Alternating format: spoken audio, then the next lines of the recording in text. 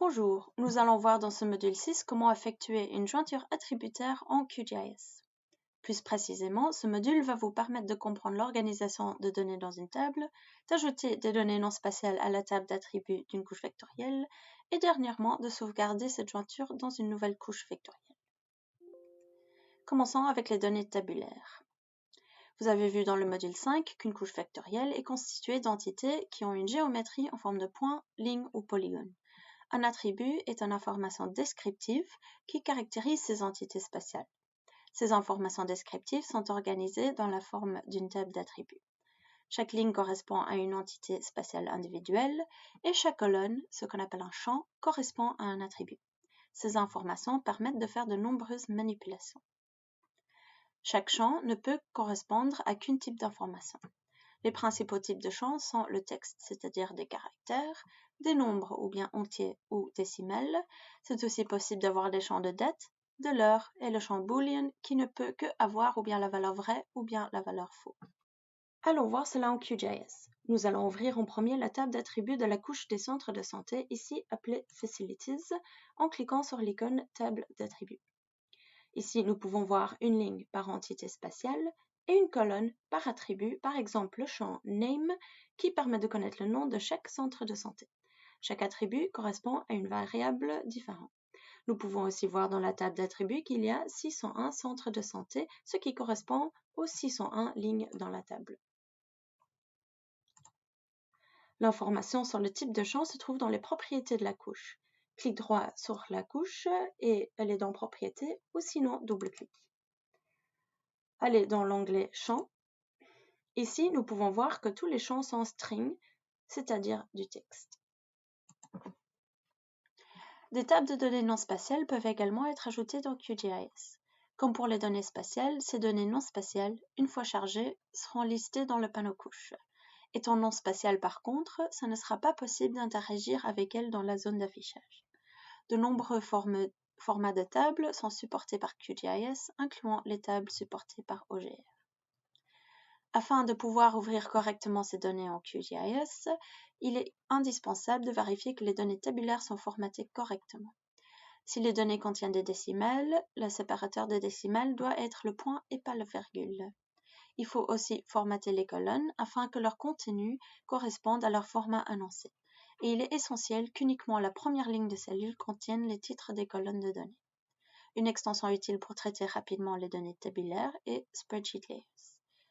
Allons dans QGIS. Alors pour installer l'extension, allez dans le menu Extensions, installer Gérer les extensions et tapez le nom Spreadsheet dans la boîte de recherche. Cliquez et installez le plugin. Fermez. Une fois installée, celle-ci viendra s'ajouter à la barre d'outils Gestion des couches. Regardons maintenant nos données dans le panneau Explorateur. Dans nos données non spatiales, on a les formats CSV et Excel. Ceux-ci sont des formats qui peuvent être chargés à l'aide des mêmes outils que pour le chargement des données vectorielles, comme dans le module 5. Attention, en utilisant le panneau explorateur pour ajouter les données, l'encodage des types de champs n'est pas précisé lors du chargement. Donc, avant d'ajouter les couches, nous pouvons vérifier le format des données avec la fenêtre de propriété, comme vous avez vu dans le module 5, ou avec le plugin Spreadsheet Layers. On va donc ouvrir le fichier des données fonctionnelles. Ici, on peut voir que le contenu de champ des nombres ne correspond pas au format annoncé du texte. Également, le nom de champ n'a pas été reconnu. Les deux soucis sont dus au fait qu'il y a 2, au lieu de 1, lignes contenant le nom des champs. Il faut donc d'abord modifier le fichier principal en éliminant une ligne avant de continuer. Allons ouvrir le fichier original des données fonctionnelles en Excel. Il faut éliminer la ligne non nécessaire. Clic droit, éliminer. Il y a aussi la dernière ligne, qui est un nombre, mais qui ne contient pas les mêmes informations que les autres lignes, donc qu'il faut aussi éliminer. Et puis, on peut sauver sous un nouveau nom.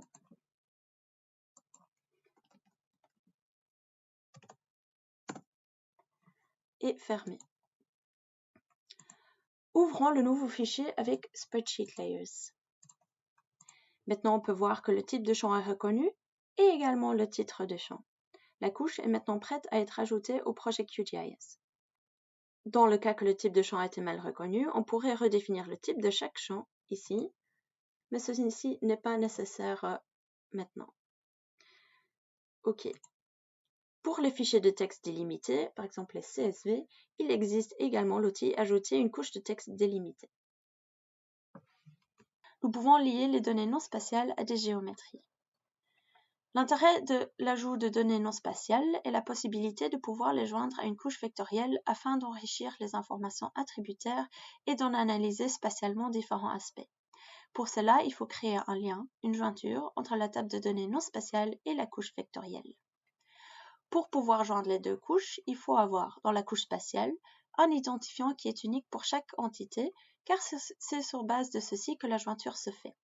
La table non spatiale doit aussi contenir un champ avec les mêmes identifiants pour pouvoir le joindre. Attention, pour chaque identifiant dans la couche cible, c'est important qu'il n'y ait qu'une seule correspondance dans la table non spatiale. S'il y a plusieurs fois les mêmes codes identifiants, le logiciel ne pourra pas identifier lesquelles des informations attributaires sont le bon à prendre et la jointure ne pourra pas se faire correctement. Ici, nous allons joindre les informations de la couche non spatiale des données fonctionnelles à la couche spatiale des centres de santé. Allons voir cela en QGIS. On va ouvrir la table d'attributs des données fonctionnelles et des centres de santé en les affichant l'un à côté de l'autre pour mieux visualiser. Nous pouvons organiser les champs en ordre alphabétique en cliquant sur le nom du champ. Pour les centres de santé, ici, c'est le champ ID qui a une valeur unique pour chaque entité.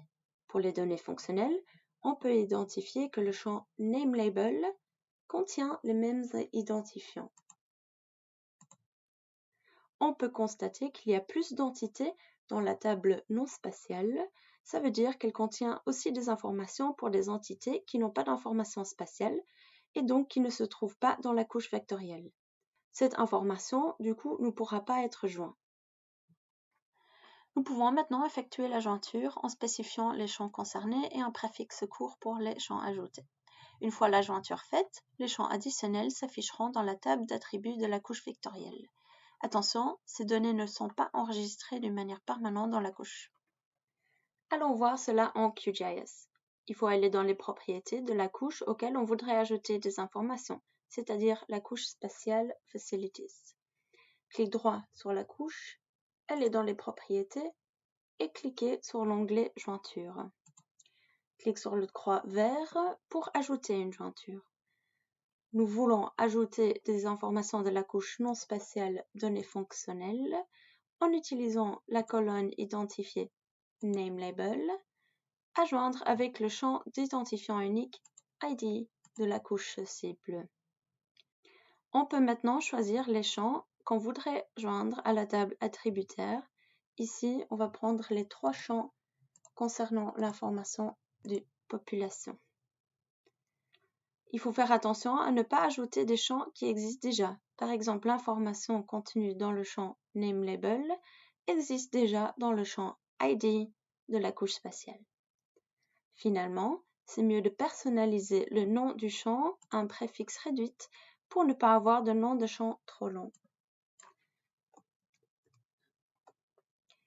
Cliquez sur OK et sur OK une deuxième fois pour effectuer la jointure. Nous pouvons maintenant vérifier dans la table attributaire que la jointure s'est bien faite.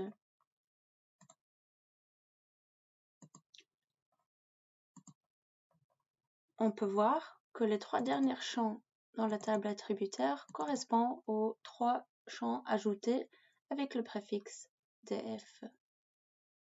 Pour sauver la jointure, il faut exporter la couche vectorielle pour en créer une nouvelle. La couche peut être exportée dans de nombreux formats, par exemple le GeoPackage qui est un des formats standards de données vectorielles. C'est également possible de sauvegarder seulement la table attributaire, par exemple en format CSV. Allons voir ça en QGIS. Pour exporter une couche, clique droit sur la couche à sauvegarder, exporter et sauvegarder les entités sous. En premier, il faut définir le format de fichier de sortie. Vu que les données en entrée sont en format JSON, nous allons sauver la couche en GeoJSON. Il faut également spécifier un endroit et un nom pour la nouvelle couche. Par exemple, Facilities, données fonctionnelles. Gardez les défauts pour les autres options et gardez coché l'option pour ajouter la couche automatiquement dans le projet QGIS. Cliquez sur OK. La nouvelle couche s'ajoute donc au projet. Visuellement, les couches se ressemblent, mais la couche peut maintenant être, par exemple, partagée avec d'autres en gardant les informations jointes. Je vous invite à essayer quelques exercices. Les exercices et leurs corrections sont détaillés dans une autre présentation. Et voici quelques ressources utiles à votre disposition. Je vous remercie pour votre attention.